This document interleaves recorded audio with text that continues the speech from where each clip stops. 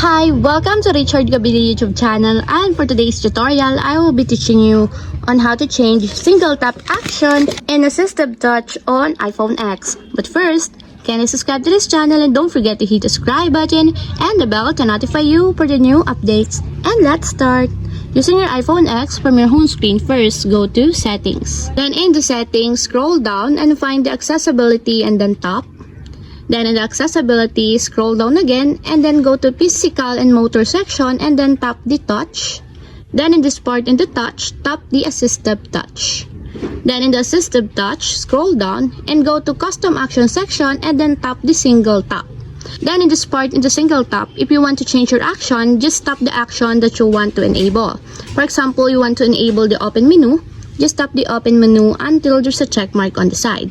If you want to change it back to the default single tap action, just tap the none until there's also a check mark on the side.